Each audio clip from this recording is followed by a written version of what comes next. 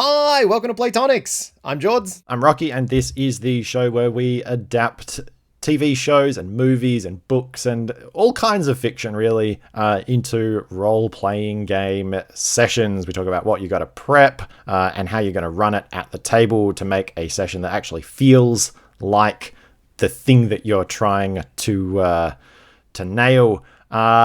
This month, we have a little bit of a throwback, a little bit of a nostalgia kick, something that I have rewatched recently. Jords, I think you will agree that you have got a friend in me. This month we are doing Toy Story, and I have got opinions about this. The reason I picked Toy Story is it lets us do a couple of things, and we have a very long list of types of stories that we want to talk about, and Toy Story lets us talk about more than one of them. So it's really an efficiency thing for us to get through a couple of topics in one go. Since this is usually your bailiwick, George, do you want to give us the 60-second recap of what Toy Story is about? Not because I don't think anyone in the audience has heard it, mostly just because I want to know how the heck you summarize it. Okay, so there are toys that live in the toy box. One of them's the leader of the toys. Everyone accepts that. But then there's a new toy on the block, and he rocks up onto the scene and smashes the current world order. And the old leader doesn't like this. It threatens his very identity as being the favorite toy. And everyone accepts him as being the favorite toy. So what does he do? Cause havoc. And then some other chicanery happens, and there's another kid with some weird toys, and turns out they're actually just misunderstood and abused all along the way. It gets quite dark when we go into that world. But there's a great adventurer, and everybody goes out of the house and then comes back along the way, and then everyone makes peace and they're all friends. Yeah, it's a pretty classic narrative. I think the one key point that you forgot there is the premise of the movie, which is that your toys are alive. Oh yeah, probably should have said that bit. Yeah. The toys are alive, but only when you're not looking. Toys are sentient, but you are, for some reason that is never explored, you are not allowed to see them move. So when you're not watching, your quantum toys come to life. It is just the ultimate tease. Because when you're a kid, you're like, oh, I'm playing with my toys and this world only lives in my head. Wouldn't it be great if they could talk back? And the answer is, yes, they can, but not to you. They're just hiding it from you. They just don't like you enough. Ultimate exclusionary thing. Maybe if you were a better kid, your toys would talk to you. Oh. You just don't deserve it. Oh. It's a brutal message, so let's skim right over that part and go to the more wholesome chicanery that occurs in the film. That's twice I've heard chicanery this year, and it's on this show. Look, I think you touched on a couple of important things there, and so there's two things that have been on our list for a while that I have wanted to talk about, and Toy Story lets us talk about both of them. So one of them is what, for lack of a better word, I'm calling the Honey, I Shrunk the Kids trope. But it is being small in a big world, which I think is great fun. And the toys definitely get to play a lot in that space. Pun not intended, but we're leaning into it. And the second one is the prison break. So if you look at it kind of structurally, every Toy Story movie is not at its heart, but at its shape. Because I think at its heart, it's something else. But in its shape, it is a prison break, right? So Toy Story 1, Buzz and Woody get stuck in Sid's house. Toy Story 2, they get kidnapped by Al from Al's Toy Barn, and they are trying to be rescued from the outside, even though Woody vacillates between wanting to go and not wanting to go. And Toy Story 3 is, I think, this is the one that I watched most recently. And Toy Story 3 doesn't even try to hide it, right? It's explicitly, they get sent to a daycare, they get donated. There are guard towers with searchlights and roving patrols, and they get locked in toy baskets. So we have tiny folk doing prison break. We have tiny people doing prison break. That's our trope here. That's the two tropes that I think are ones that are on our list that we want to explore. There are some other things that I think make it Toy Story that more Pixar-y stuff about, you know, love and heart and meaning. But like, I think those two ones are the ones that kind of, I think, are the big structural elements. Well, not even structural, but they're the things that I am most interested to talk about putting into a game. See, I think this is one where we are coming at this from each other's perspectives, because I actually went down to the character level. For me, Toy Story is about every character having like an identity crisis. The thing that makes that toy them gets challenged every time. So like with Woody, it's his dominance as the prime toy, the most favored one, and being usurped by the cool new kid on the block. And he doesn't like that. And for Buzz, it's the reckoning that he's actually not an elite space ranger. You are a toy! Yeah. Genuinely one of the greatest movie speeches of all time. The lack of relevance to the whole community of toys as Andy grows up and moves on from them being a central part of his life. I feel like that's the bit that I really gravitated towards in here. The real character-driven aspect of it. Excellent. So, which half do you want to do first? Let's go big picture. Let's go structure. We love structure because that informs content. So, talk to me. Honey, I Shrunk the Kids. Small people in a big world. What are the identity elements that you have to make this game feel like that kind of a vibe? It really comes into how you as a game master are prepping your environments. And I think my favorite example of this from the movies is the seedy crime den / club / poker night that is inside the illuminated sign on top of a vending machine in the daycare in Toy Story 3. And that to me is like, that is the perfect example of how you should be, like the kind of thing you should be looking to do when you're doing your prep for your setting, right? So we're talking like, again, really big picture here. This is like thinking about your setting. Where is it going to be? Is it going to be in a house? Is it going to be in a daycare? Is it a school? Like whatever. It's some everyday scenario. But much like you get in games like Mouse Ridder, where the players are playing mice and their sort of objects are these everyday objects that become wondrous and kind of mystical because they're so big. You kind of get to do the same thing here. Slightly bigger. I think the toys are slightly bigger than mice, but like you get to play in the same kind of space here. And so I think this is a really great invitation to come up with some really cool, actionable environments, some really cool set pieces that let you look at things that are really everyday and make them strange and epic and gigantic and wonderful. So a car stops being something that is your scale and becomes a truly colossal, unstoppable thing. Terrifyingly powerful at your scale. And even things as simple as the baby monitors that they use to eavesdrop on Christmas, right? Like that becomes a whole logistical exercise to get that into place.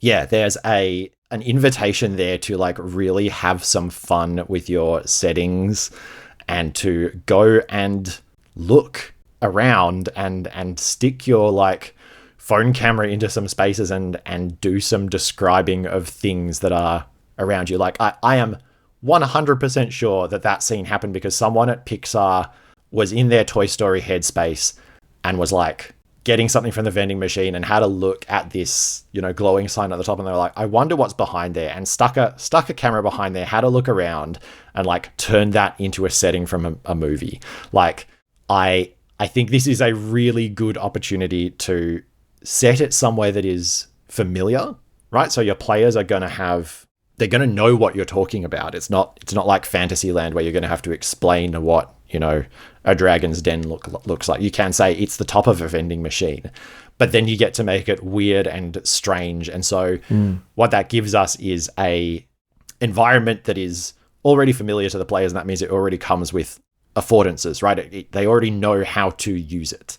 They already know that like probably a way out of the vending machine is through the like the slot at the bottom, right? They probably already know that they could knock out the power by kicking the plug out of the wall, right? Like, all of the affordances are already there because they're everyday objects, and yet you also get the bonus of making them a little bit like fantastical and strange. And like, so by the very nature of it, the task of kicking the power cord out is now a mission unto itself. Like, there's a whole arc in how do we physically pull this plug out when we are small and it is tough. So I think there's a great opportunity here for recontextualization of the mundane to make it wondrous and challenging and big, and you get to literally challenge epic. Like, this is not epic heroics. This is the most mundane heroics made epic by the environment. Yeah, like, the environment does so much of the storytelling here, and I think as a GM, you got to kind of come with this real sense of curiosity and challenge your functional fixedness. Like, when you look at a small round thing and you're like, oh yeah, that's a coin or something like that, but to a tiny person that could be a table. Exactly. When you look at the electronics inside the vending machine and you recontextualize, like, these wires could be ropes, all of these very simple things that you would just take for granted, how could you reuse them if they were small, or if you were small and they were big and they were abundant all of a sudden? How would you build a tiny society on these things? I think another really good example of this trope, of course, is The Borrowers and Arrietty, the Miyazaki film. The whole bliss of those films is just watching these tiny people create marvelous contraptions out of discarded waste. Yeah. And go on grand schemes so they can acquire a sugar cube. Yeah. And the way that they bring it back is tricky and hard and fun. Yeah. Like, straight up, doors are so hard when you're tiny because they're designed for someone that's, about 75 centimeters or taller to be able to reach the handle. Like, in dungeon design, the door is often not the plot. And I think a lot of new GMs who get stuck in like a trad mindset sometimes treat the door as the activity, but the door is the interface to the activity that happens on the other side of it. That's not the case here. Yeah. Opening the door is the activity. It's logistically difficult. The whole elaborate rescue/escape plot from Toy Story 1 is to get the front door open, right? There's a Ocean's 11 style, like, multi-part heist with multiple moving parts and multiple, like, bits of the scheme that have to go exactly right just to, like, ring the doorbell and get someone to open the door so that Woody can get out. I think you're exactly right. I think if you're not looking at, like, yes, not just what interesting, like, affordances can this environment offer, but also, like, what are the challenges if you are only a couple of inches tall? And it's things like doors and cars and crossing the street, right? Like, every little mundane activity can become a whole epic challenge. And I really love that. Especially when you toss in the people aren't allowed to know that you're a toy, that you're sentient, that you're alive. So anytime you're in a public or open space, you got to go limp if somebody sees you. Yeah. So the nobody can see you thing is fascinating because it sits above whatever mission and interests and plans the toys might have. Everyone seems to agree you are not allowed to be seen by humans. Animals don't seem to count. You're allowed to be seen by the dog, but, like, the humans can't see you. And I think that's really interesting. I think as a game master, I had a bit of a think about this yesterday. I'm like, where does this fit in? Because the obvious go-to is, a human comes in and everyone has to roll a stealth check to hide. But you have to stop and think about how that actually is operationalized in the movie, because a check means you can fail and nobody ever fails, right? Like, you cannot fail that check.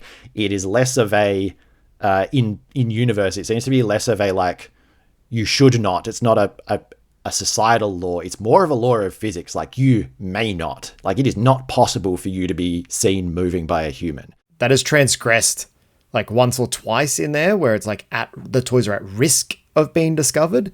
And that's so heightened. There is so much tension in that because someone is breaking the rule. Yeah.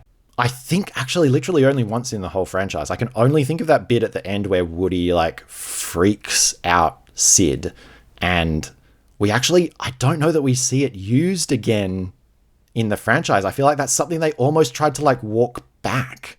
So I think where this one comes in, this is like, it is a given that everyone has to drop what they're doing and pretend and play dead, essentially, play plastic when a human comes in.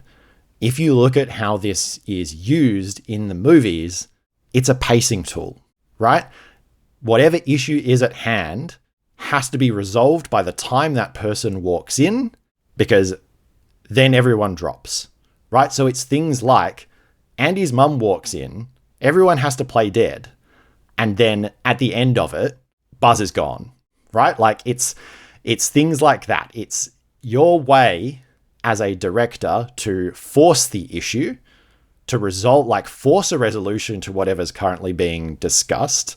And it is your way as a game master to do the same thing, right? It is your way to be like... cause the scene to change dramatically. Right. Even just like an intense complication, like if there's some chicanery going on where you're trying to get the door open. That's 3. And then the door opens and a person walks in and, you know, maybe it's Andy, he comes in, he wants to play with the toys a little bit and he moves them to new locations while they're in the middle of the plan. So the status quo is greatly changed by how this plays out. And now you have to adapt to a new status quo. It's a forcing tool to make things happen. It's some sort of a mechanism to kick the plot along, you might even say. Yeah, you have surmised the point that I was getting to. I think this is as a game master, this is your go-to kick, is like a person is coming, everyone gets, you know, one action as we go into like freezing and what is it going to be, and that is when you have your dramatic, I kick Buzz out the window. I jump into the bag of things that's being donated and no one can stop me because now we're frozen. Right? Like it's that kind of stuff that moves the plot along. And it's also, I think you want to be pretty light on how you do this. Probably only as your kind of instigating action after your kind of intro scene. But it is your opportunity as the game master to be like, okay, now things are starting. Like we've done our little kickoff scene and now the story is beginning. And it is your chance to declare that things have started and kick them into gear without necessarily having those start of game like conversations continue to just roll on, and then it's been 3 hours and you're still, you know, buying potions in the marketplace. Like Andy comes in, he picks up Woody, he notices that Woody is broken. He gives it to Andy's mum, he puts Woody on the shelf. They all leave. Woody's been left behind, and now we pick up and everything has changed, right? Like Woody is now the broken toy. He's on the broken toy shelf with Wheezy. Like you get to come in as the game master only a few times per game. Only really, I think, and if you look at the movies, it's kind of the same thing. They come in and they instigate, and then you get to do that as a DM. You get to come in and instigate and then walk away. Everyone unfreezes and they have to deal with the changed situation. I really like that as like, yeah. I think it's a gift. I think it's tempting to be like, we need a game mechanic for this, but I'm like, no, this is a game mastering tool. You don't need any happens. Exactly. Yep. You need no mechanics for it at all. You just say, everyone like freeze in the middle of what you're doing right now. I would prep music for when the adults walk in the room, when people walk in the room. And that's my like hard, the world is different because you can't act now. It's like red light, green light kind of a vibe. And you can whip around the table and say like, and how are you sort of frozen? But it is your gift as a game master to like kick the game into gear. And I think it's actually kind of brilliant. All right. So we got this omnipotent being that can walk in the room and shut everything down and dramatically cause plot to occur. And we've set up this world of small people with big objects that they have to navigate. Talk to me about a prison break. Now, elements of a prison break in my mind, they often revolve around meticulous planning. Digging a tunnel with spoons. Yep, digging tunnel with spoons is absolutely the prime trope there. Perhaps a nice poster on the wall to cover those efforts. But yeah, they're like clockwork apparatus when the plan goes off well.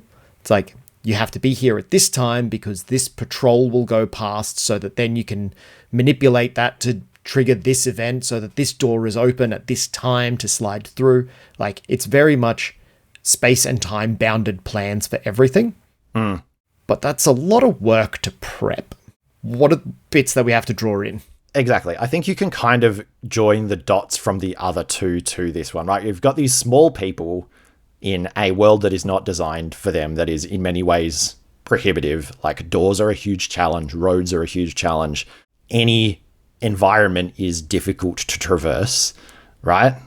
Which makes escaping, or moving anywhere, but in particular escaping, it makes escaping a challenge. And then you have omnipotent beings that can literally pick you up and put you in a new context, and put you in an environment that you can't get out of. And so it's very Lovecraftian in a way. It kind of is. Is Toy Story a horror? Like, there are definitely some aspects to it that you don't want to think too much about because they're pretty... And they surface reads only. Exactly. They edge like dangerously close to them in... I've deliberately avoided talking about Toy Story 4 because I didn't really enjoy it. But and Toy Story 3 was just such a perfect conclusion. Yeah, but even... So Toy Story 3 raises the like... horrifying if you think about it, like what happens to all the toys who end up in landfill? Are they just like burned alive? And then, trapped under the masses and eventually burned alive. Right? Like, do toys feel pain? That's innocence Can lost. they feel pain? We don't know. That's never explained in the movie.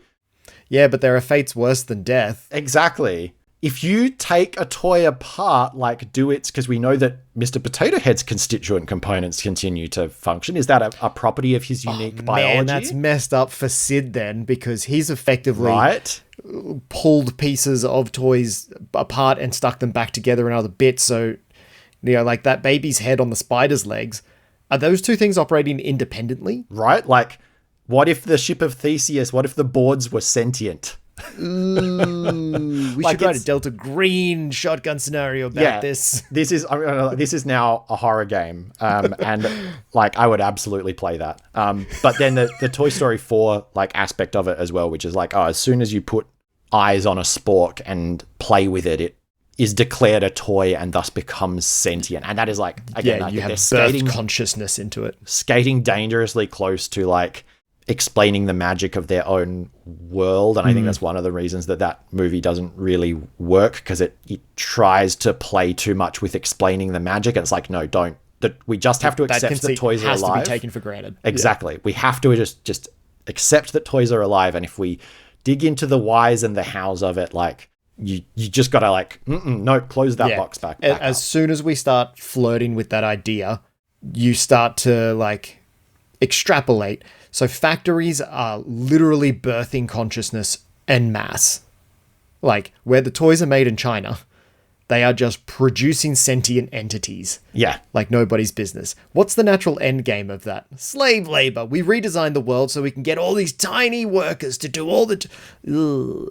But also, like, mechanically, as soon as you're like, anything that that is like made and then played with, say, is alive, it's like, okay, well, suddenly you're opening up the windows for your players to assemble something that looks like a toy, leave it out for a kid to play with, and then bing, it comes to life. Like, straight up, just a packet of googly eyes is the perfect solve-all for every problem. Exactly. And it's like, okay, well, now we're just walking around like animating everything, and that's also not what this story is about. So it's like, no, you can't... that's Fantasia. That's a different story. So yeah, I think a Prison Break flows really naturally from, you have an environment that is difficult to navigate, and you have beings who can put you in those environments. And it is just such a simple setup to say, hey, you have been lost. You have been donated. You have been stolen by the kid next door. You have been bought by a collector. You are away from your home place. It's literally, yes. It's like, what are the places that are not like home and safe? And it's so easy to put the toys into those spaces because kids like to take their toys out in the world. And it's a great opportunity to re-traumatize your players. Like, what happens if you go around the table and you're like, okay, who lost a toy? What was the like most traumatic time you lost a toy? It's like, I left my favorite thing on a Oh man, there's two that come to mind, and one of them is much more horrifying. We're gonna like go deep into my psyche now. One of them was that I left my stuffed rabbit on top of the heater, and it came back full Two-Face with a like 1/2 like charred black. And I'm like, look, I was going to save this for later, but a lot of the games that do play in this space often take a horror bent on being the small thing in the big world. And I think you've just hit on the reason why game designers in their 30s are like resolving the childhood trauma of loss. Like, why did the world steal my innocence by melting only half of my rabbit's face and letting me see that? Yep. Yeah, I don't remember how we solved that. But the other one is I left the same rabbit on a plane. And I think so maybe we fixed it. I don't know. We left the rabbit. We must have patched it up somehow. I left the rabbit on the plane, and they were like, oh, okay. Because my parents were clued in that this was the favorite toy, they had a spare of the same toy. And so they were like, hey, look, your rabbit's gone, but we've got, and it was a different color, but I didn't care because I was a little kid. They were like, your rabbit's gone, but like we've got your rabbit's friend, and it's gonna, this one's gonna look after you. So from that toy's perspective, its prison break is trying to get back onto a plane, back to your place, figure out some sort of navigation to your house, and then sneak back into your room. But then when they get there, they've been replaced by another one of the same toy. Like, it's just like Chef Kiss. And this is literally just like a normal thing that happened to me as a child. Like, I lost a toy and my parents replaced it with the same toy. But like, that could be a Toy Story movie. And I think you would be mad not to dig into, because again, that's the other half of this. Heavy themes in this. Everybody has these experiences, and so you can start to like dig into them as fuel for the plot, fuel for the like the structure of the story, because it is always a homecoming through a difficult environment. And sometimes you have like other toys trying to rescue you. Sometimes you have other toys trying to oppose you. So you've got some little teamworky, factiony things at play there. But yeah, it is essentially a like break out of one place, break back into another place, and like deal with what that means as well. So speaking of tugging at heartstrings and unresolved childhood trauma and harvesting players' experiences and that like familiar nostalgia, right? For the good stuff at the table, for table content. You said you were thinking about this much more from a, I guess, heart and soul kind of view. Like it's all about change and coming to terms with... The characterization of the toys, I think, is incredibly important. Like, first of all, one of the prime takeaways from these movies is that diversity is strength.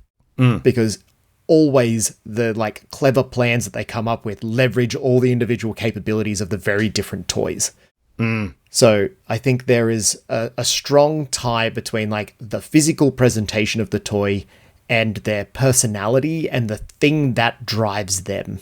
Yeah, I mean, they're literally features, right? Like the Mr. Potato Head has like, he has got storage space in him and he can change his appearance. And like, Buzz has all of his like wings and lasers and stuff. That physical representation of them becomes the personality that makes them who they are. And I think the two are inseparable. So I think there's a really strong element of what is my toy? What cool toy things can they do? And then how would they behave because they have those toy things? It's like Buzz always presents as the elite commando because he has cool elite commando bits on him. And Woody always presents as the leader because he's the cowboy with the spurs and he's got some cool sayings and he's everybody's friend because of that. And, Slinky Dog is just really fun and cool and always kind of looks a little bit high. Well, no, Slinky's interesting because he's loyal like the dog, but he's also literally, but I guess also metaphorically flexible. Like, but then also it's really useful, it turns out, to have a player who can just stretch, or a character who can just stretch. And so that character is the rope.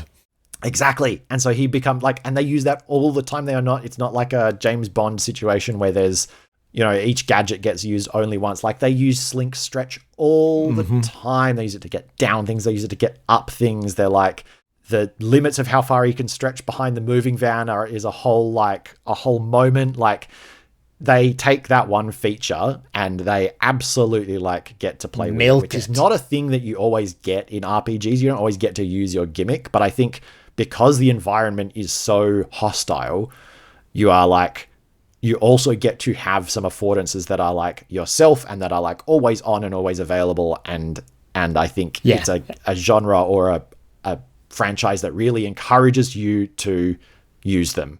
Absolutely. I think there's a strong tendency to recontextualize your cool ability given a new situation. So it almost plays a bit like in a lot of shonen anime, there's often like main character who might not be as strong or as powerful as somebody else, but they're just really clever with the one trick pony that they are. And it allows them to be extremely adaptable. And I think that's what our toys are here. They might not have a huge feature set, but the way that they can use it is so versatile and makes for interesting plot beats to occur. And I can't think of any that I wouldn't enjoy seeing. I'm like, even the Etch-a-Sketch, right? I'm like, the way Etch is used in the shows is that they're a quick draw. They are really good at like visualizing things, at capturing information. If they need to capture like what's on the TV, the map for the map to the toy barn that's on the TV is like Etch go. And I'm like, you know what? Absolutely a player who can like see something and immediately memorize it and sketch it out visually for the other players to refer to. So good as a like gimmick for your character.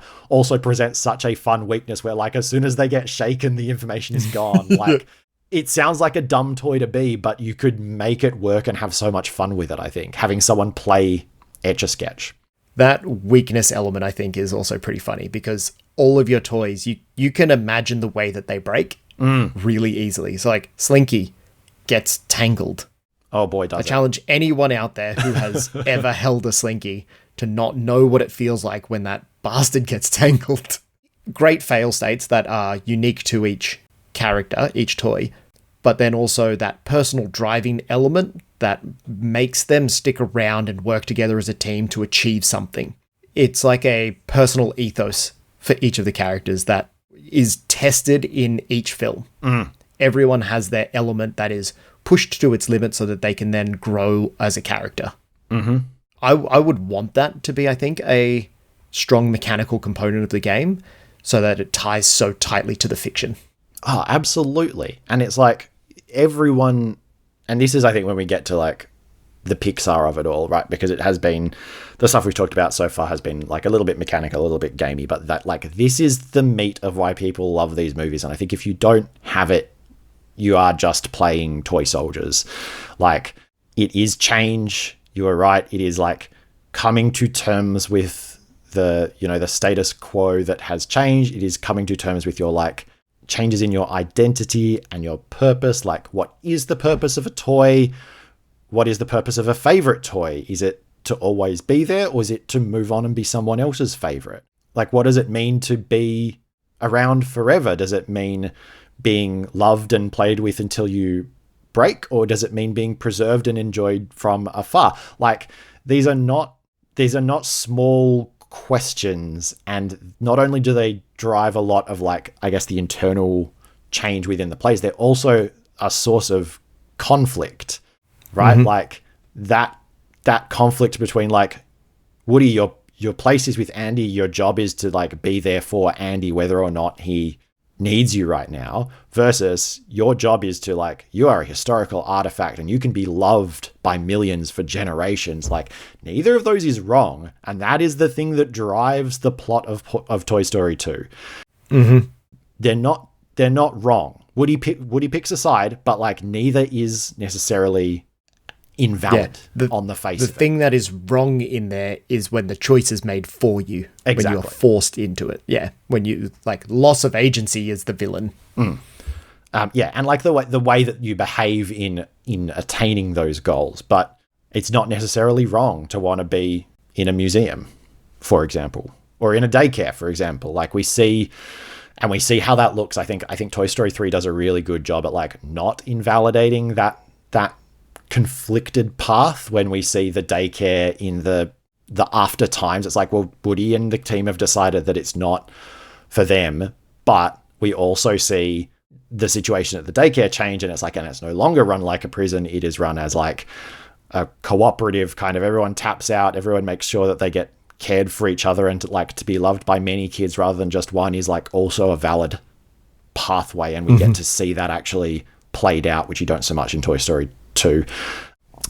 Yeah, I think that's also what drives, it's not just what drives our characters and makes our characters interesting, it's also what drives the conflict of the movie, is this like, what does it mean to be who I am in the world? Who I are. What is my purpose? To pass butter. What does it mean to have purpose? They're deep questions. Oh, that's a harder, less memeable question. Right, so we've got small people, big world. Recontextualization of everyday things as obstacles or challenges or affordances. We've got a situation that requires overcoming a bunch of these obstacles, a la Prison Break style, to get home, probably. And we've got, that ties really nicely to the last one, challenges to the personal identities of the toys, so that their understanding of what is right and what is true is challenged and maybe changed. Like we have a reckoning for them to come to terms with. Absolutely. Is that Toy Story? I mean, Toy Story is so many things, but I think those are the bits. It's also got the strong aesthetic elements to it as well. Yeah, actually, before we dive into our game system, I do just want to put in one last little, like, as I often do at the end here, like, and here's the like little like thing about props or music or table setting or lighting. Absolutely get some toys out. Like I think you'd be so dumb not to. I think you'd be so dumb not to be like, everyone bring a toy. We're going to do a Toy Story game. Like, bring who you're going to play. And maybe that's one of their own from their childhood. Maybe that's one of their own, or like they go to an op shop or something and pick up something that looks interesting. But I think that might be cooler than the thing that I was going to suggest. Yeah. Having the physical presence of the toy on the table. Just imagining the bit where somebody's got Buzz Lightyear pressing his little arm laser and pew, pew, pew, pew. Right. Yeah. And like, what a cool chance to like actually play with toys as part of the game. And look, if you wanted to go real hard on it, I think you can't follow this too far to its natural conclusion, because it becomes a LARP where you're like hiding Buzz on top of the bookshelf, like in your house, and you're just running around like idiots. And that could be its own kind of fun, but I don't think it's necessarily what we're trying to do here. But like, absolutely bring toys to the table. What was your thing? So I was going to suggest, when we're creating those characters, that maybe it is you take the element of what toy was broken, or like when was your heart broken because your toy was, or lost or something like that, in which case they wouldn't be present at the table, but you have that really tight personal connection, and you can very much draw on your own childhood trauma of how that made you feel and what your characterization of the toy was, along with whatever abilities it has. Like, I think this is why the movies work, because it's the world is so accessible, the setting is so accessible, but also the characters and the stories are so accessible. And I think you'd be mad not to use that as a game master. Everyone is familiar with the inside of a house, and everyone is familiar Slow down, egghead. And everyone, unlike household objects, and everyone is also familiar with like what it means to have a toy that you like but then lose, or your relationship to that thing changes, right? Like, everyone knows how because we are presumably playing this game as adults and no longer are playing with toys in the same way. Like, we all have that sense of what it is to have your relationship with toys change. That is a super accessible thing that you can draw on. And yeah, I think you'd be mad not to do it.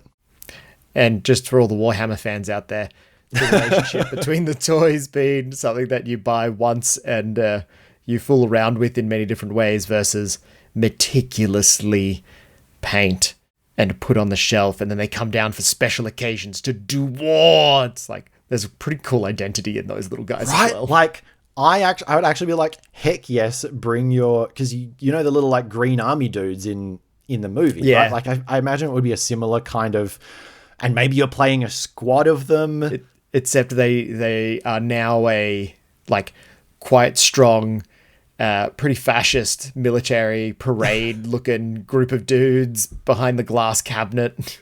Weirdly uptight because they're not used to actually being played with in the real world. Like, yeah, they're not that kind of toy. Yeah. And I like that. It's like, I don't understand how to be played with if there's no, rules and dice. I just imagine one of them like taking a hit and their paint chipping and everyone treating it as a mortal wound. Yeah. Right? Like they get out like a field first aid kit. You're no longer battle ready.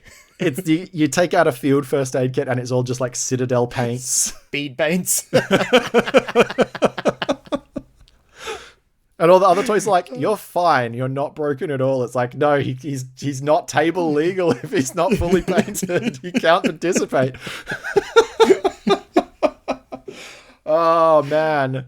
I want the Toy Story at Andy's college where his 40K miniatures also come just to life. doing war in the background to each other all the time. Oh, incredible.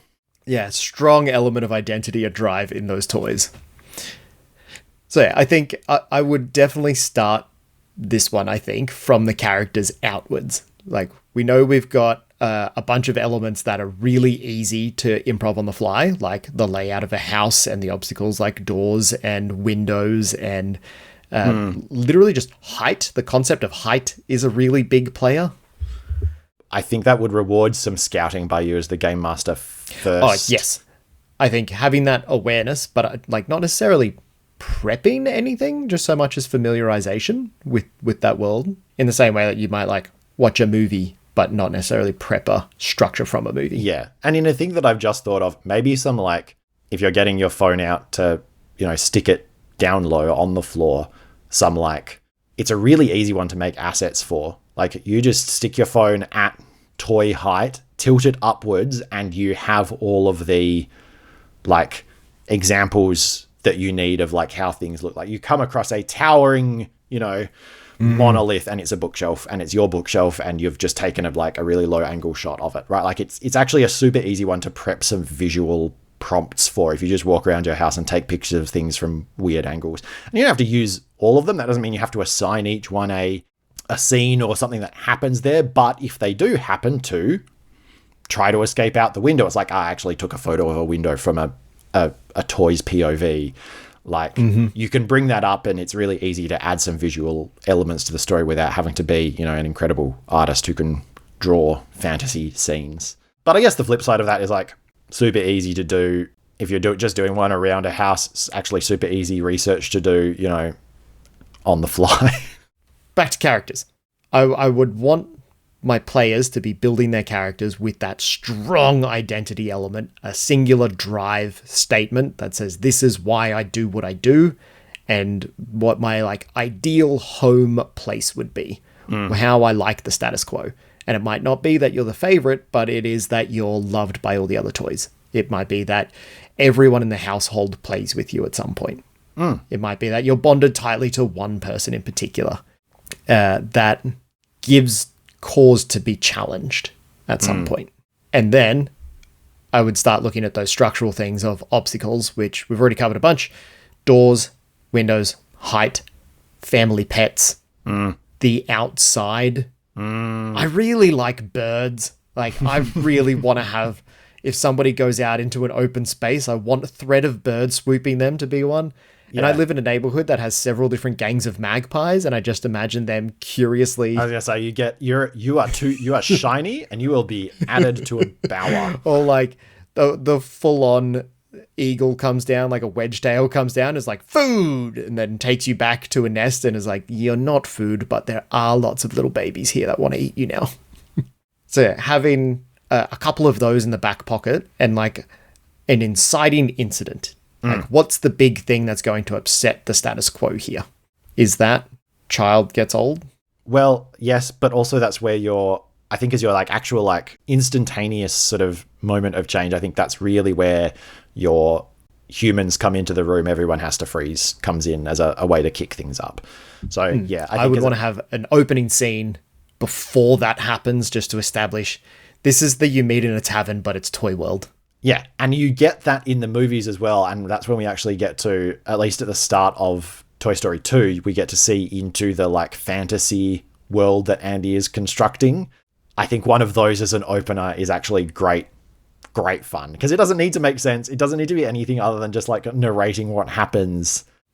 You just get to play with the toys in your toy box. I know, and it's like, is that what we're doing? Is that all we've invented as a way to play with toys and have it be part of our RPG night?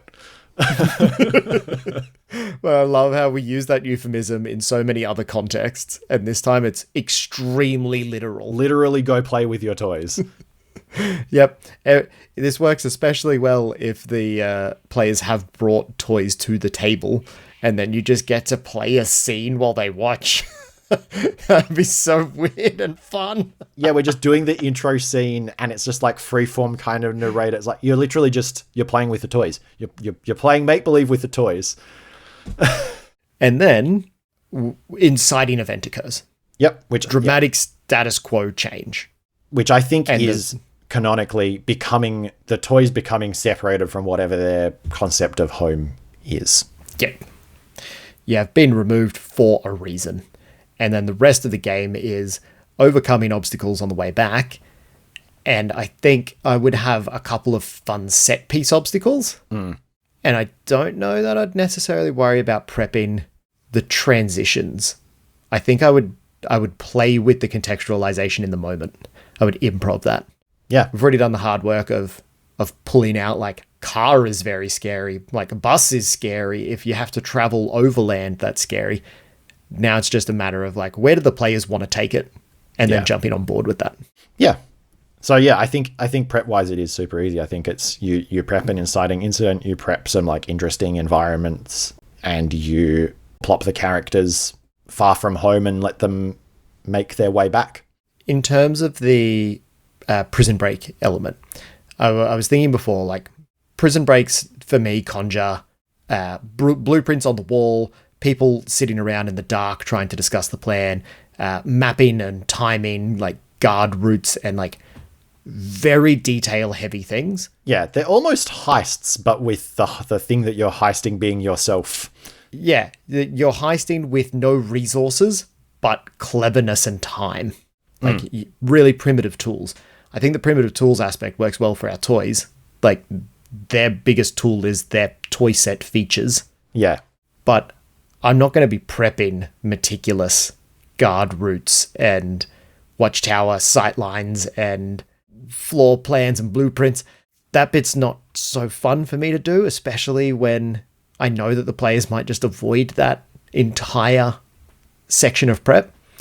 So in that case, I would recontextualize that as, like, what are the fun beats of a prison break? And then we throw them out at the time.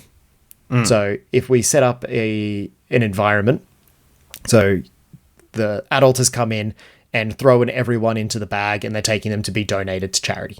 And that's our inciting event. What can I recontextualize as a guard tower? What can I have as the guard walking past, which I think is incredibly fun when it's just a person and you have to become an inanimate object as soon as they spot you. That's way more interesting than in a, like, 5e style heist where it's like you roll stealth, oh no, you miss, oh, the alarm's gone up, and now it's a big pile-on as the guards come pouring in. No, in this case, if you're at risk of being spotted, you literally turn inanimate and you get captured. Yeah, you get picked up and put away. Put somewhere else. Yeah, and the scene changes. And because that scene has changed, some of that prep, if I was meticulous about it, would no longer apply very well. I don't want to have to redo that on the fly. So yeah, recontextualizing is just like, these are the story beats of a prison break, and I know which one to deploy based on what's happening in this fiction right now. So are we ready to move on to systems? I think we are. I think we've got the elements. We got toys that have a strong identity and a feature set. We've maybe got them physically present at the table. We've got a couple of lists of obstacles that they might face from toy perspective and affordances that we can pull out based on the change in function when things are small. We've got like an inciting event and a couple of kicks that we've prepped of when adults will walk into the room, people will walk into the room, and your toys naturally lose the ability to act. And we've got a couple of prison break story beats, like being chased by the guards, like escaping through a patrol, like overcoming physical obstacles in your way that can be tied to whatever the scene is that we're currently in. Mm-hmm. I don't think we need anything more.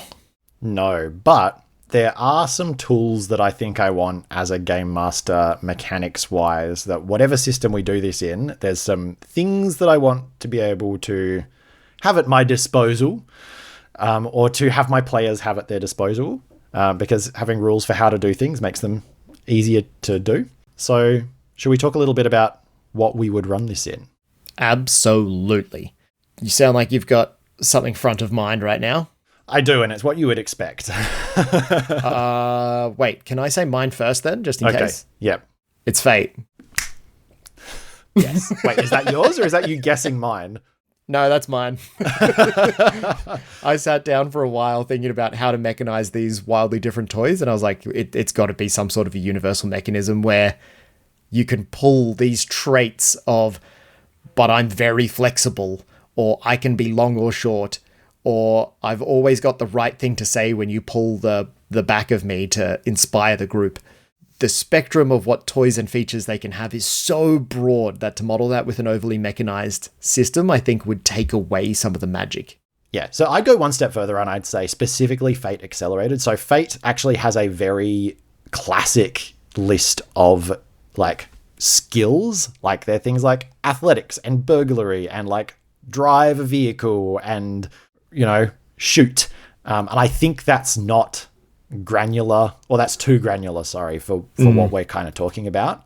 So I would go with Fate Accelerated, which replaces the skill list with what they call approaches, right? So rather than having like burglary and, athletics, you've got how you approach the problem, which is careful, clever, flashy, forceful, quick, or sneaky, which I love because it also like much more, I think, than saying, oh, well, this character has a high stealth skill. What does that tell you about them? Well, we can kind of figure out what it might mean, but this actually gives you something much more chunky to roleplay, which is like, how am I approaching this problem? How do I like to approach problems? And the system kind of encourages you to approach things in the way that is best for your character, because you've got that really good ludonarrative resonance where like what is most in character for you is also what you are mechanically best at.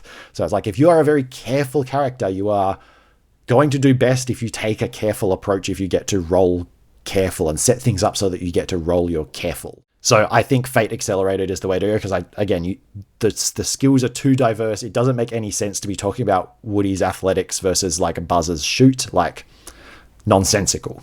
But we can talk about like Woody's careful over Buzz's, flashy, right? Like that makes much more sense as a way to talk about these characters. There's a couple of other tools in the Fate toolbox that I really like. So I think aspects, so the way Fate has you create aspects at the table encourages you to create relationships with other characters. So some of your aspects will be about your relationship with another character at the table. So you have your kind of core identity, and then you have usually some kind of flaw, and then you will have like relationships with the people to either side of you. And I think that's a really cool way to start to have relationships in the game. So you have, for example, Woody and Buzz have a very strong rival relationship, which is perfect. That becomes a mechanical thing that you can compel as the game master. But there's also rules as part of the game for changing aspects as I think, and I'd have to go back and check how it works in Accelerated, but it's as part of the like leveling up process. You can add an aspect or change an existing aspect when you grow as a character. So you have these rules for like changing those relationships and changing your core like identity, sense of purpose as part of the game system, which I love. Yeah, I think all of that ties super tightly to the sort of things that I would want to be preparing anyway. And like you said, coming up with those aspects is quite easy to do and mechanically robust. I do really like the flexibility of an approach over a skill list. Yeah. The other thing I really like is, so you have your approaches, which is kind of over the shape of your character. You've got your aspects, which is more specific. I'm this kind of toy. I have these kinds of relationships. Then you have your stunts. So stunts are a little bit less like skills that you roll and a little bit more like quote unquote powers that you have, but they're very free form in how you design them. So stunts are great. Stunts are a really good fit for that like toy features space where it's like, it's something quite mechanically specific that's maybe only situationally applicable, and that you're going to try to activate as much as you can through the game because you only have one, maybe two of them. Look, without going through the whole, because I could talk about Fate all day, but I think the last thing that's a really good fit is consequences. It's one of those games where you take stress, and then when your stress builds up too high, you take a consequence. This is starkly different to something like a Mouse Ritter, right? Where death is on the cards. Absolutely. If your mouse gets hurt, they die. And that's not something that's really reflected in a Toy Story space. No, you might be changed. You might, be impaired in some way, but you're not going to die. Yeah, I think that's really important. I think the nature of consequence here is that like your identity might change, your physical appearance might change, you might become battered or worn, or one of your features might break, but you're never just straight up removed. There's no element of going down. There's no element of being destroyed. And I don't think that should be reflected in the rule set that we choose to play this out. Just like you were saying before about a stealth check implies the possibility that you can fail and be caught, but that doesn't reflect this game. Death doesn't reflect this game. Now, I did have one other suggestion that takes a bit more work, I think, but it's got some of those elements that I think would really help model out this fiction. And that's a Modiphius 2D20 style game, of which I don't think there is one that maps to it. I feel like you've talked about this on the show before, but I'm still not super familiar with it. I have before. This is the one that Dune is based on. Dune, Conan, the Modiphius version of it, which I think they've lost the license to now, so you probably won't see any more of that. And Star Trek, if I remember correctly. In this one, there are a lot of different levers that the GM can pull for when they call for a roll, about setting like the number of successes that are required, what the threshold for success is, and you're always rolling at least 2d20, and you can roll more depending on what like traits your character has or elements from the environment you can invoke. But one of the key aspects here is that your characters have really strong personal drives. And if you act against that drive, you do have, like, there is a mechanized way that causes you to rethink that and reshapes who your character is. And I think that strong identity element comes through here, where you say, like, I would go against my identity to help my friend in this scene or to overcome this challenge, but who I am changes because of that. I have demonstrated in fiction that I'm not the person I thought I was anymore. And it also has another fun element called momentum, where if you succeed over and above the target that you were trying to achieve, you bank those successes as a group and you can call on them later. So for the next roll, you get to do more. And I think this works quite well in the prison breaky aspect, where typically in a prison break scene, you'll overcome an obstacle, the next one, until it all comes crashing down. And that's that bit where you've run out of momentum. And this is kind of similar in Fate, in that these things are exchanged as metacurrencies. It's a game full to the brim of metacurrency, so if you don't like it, you probably won't vibe with it. But you do exchange these metacurrencies with the GM, who can pull them up to complicate scenes and add more obstacles or bad guys or whatever it may be. But it would require quite a lot of reflavoring to do it. I don't think it's too tricky to pull off, but I think you'd have to do quite a bit of legwork at the front end to make this sing. Yeah.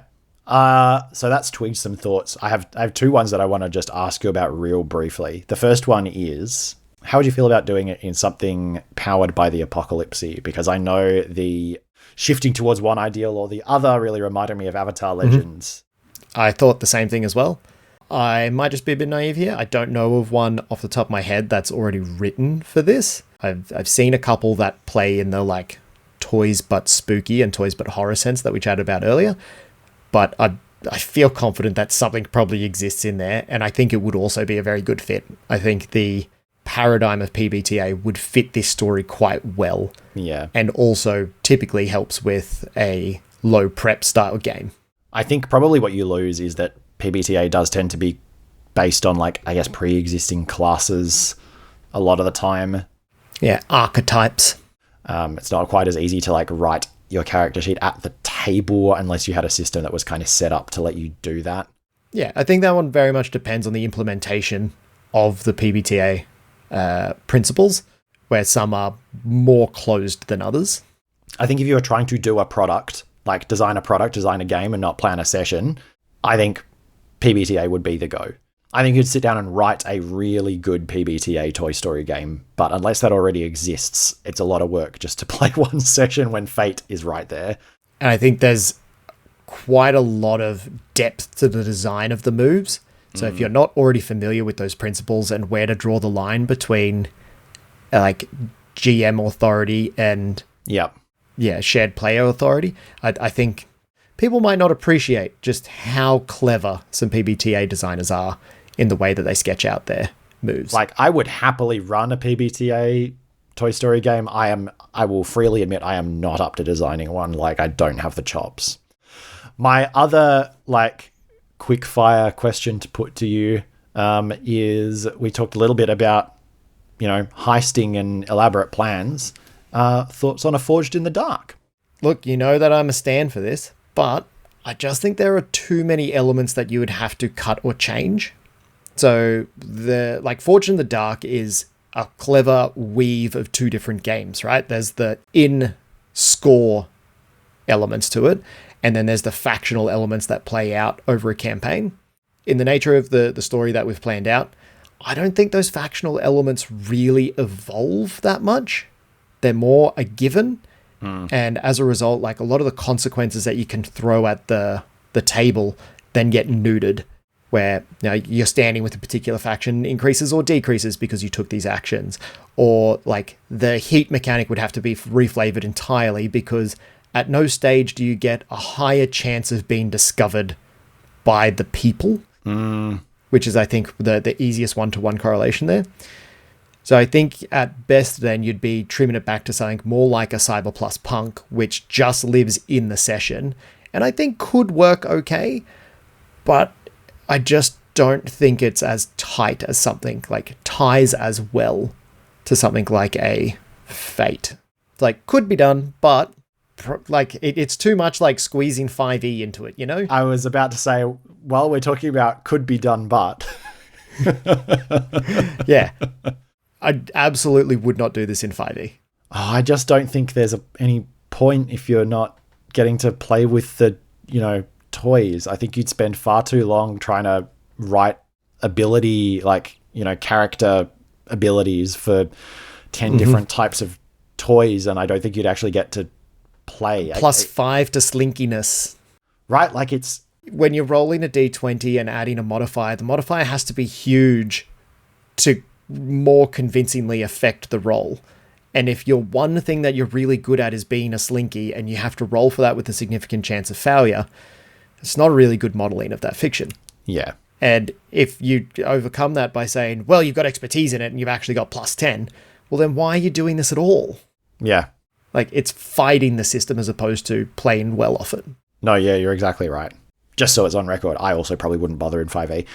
If you're a Mad King 5e head, what you can do is, I think, borrow some of the stuff from this and run a really good Honey, I Shrunk the Kids. If you drop the Pixar-like story with heart vibes, if you drop the people can't see us mechanics, and if you drop the bit where they're toys and have their own little, like, special features, then you'd be playing Mouse Ritter. Kind of, yes. You could get a similar kind of vibe just by like shrinking your players, having them plucked out of whatever and having their task to be, getting back home. And I think you can hit a lot of the same beats, but I don't think you can make them toys. I think it just becomes a you've been shrunk story. But you can, you can still have loads of fun with your environments. I think you can still have loads of fun with challenges. I think it works at low levels. As soon as they get access to the enlarge spell, it's all over. I was thinking fly, because fly just undoes a lot of spatial relationships and spatial problems. That's true. It's like, you're really small, but you can just fly. You can reach that doorknob easy. No big deal. You don't want them to have fly. What you want them to have is the lesser known spell fall with style. Which actually, now that I think about it, might just be featherfall. It is. I definitely thought that's what you're going for there. So yeah, look, that's one of the reasons I wanted to do this ep, is because you can't necessarily do Toy Story in 5e, but I think if that's the kind of story that you're interested in telling and you have some lowish level characters, or you're happy to DM fiat away the enlarge spell, then I think as a structure for we've all been shrunk, as a structure for that kind of little couple of session, one-shotty, mid-campaign type story arc, I think you could do a lot worse than looking at Toy Story. Right. That's it. We've done Toy Story. We've done Toy Story. We've done Prison Breaks. We've done Small People, Big World. Yep. We've done, once again, buddy movies and going through personal change and trauma at the table. Man, that's such a weird element to always keep coming up in these stories we tell each other at the table. So strange. We've done a good excuse to get all of your toys out and just play with them. Yeah! And that's really all we want. Bring that 2,000 point army out of the cabinet to the table. Not like that. Cool. So look, thanks for tuning in, everybody. This has been Playtonics. I've been Rocky. I continue to be Jords. CJ, continuously Jords. Continuing Jords. The continuum of Jords. So you can find us, obviously, wherever you listen to your podcasts, because you're listening to them right now. Keep that up. We love it. We're also online on a website at playtonics.net. You can find all of our old episodes there, show notes, transcripts, and our newsletter. We're on the text-based socials, so Blue Sky, Mastodon, and Threads. We're on Reddit under u/Playtonics. I tend to run the text-based socials, and they're mostly snark about whatever media I'm consuming for the show.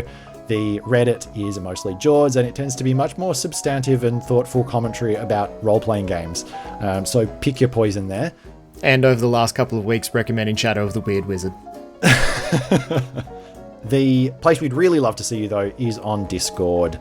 There's an invite link in the description or in your show notes, and we would love to have you hop in there and share your hot RPG takes, and also what things you'd like to see us, pull apart and put back together on the show. We are always looking for ideas, and sometimes we get to do multiple ideas in one episode like we did today. The last thing I will ask you to do is, if you have enjoyed listening to this and you want to give it a go, please send it to your game master. If you are a game master, please send it to one of your other game master friends. And if you do that and successfully run some of the things that we have talked about on the show, hop on the Discord and tell us. We would love to hear about people putting them into practice. All right, that's the show. Thanks so much for joining us. You've got a friend in us. And we'll see you next month. Love you, boy! Love you, boy!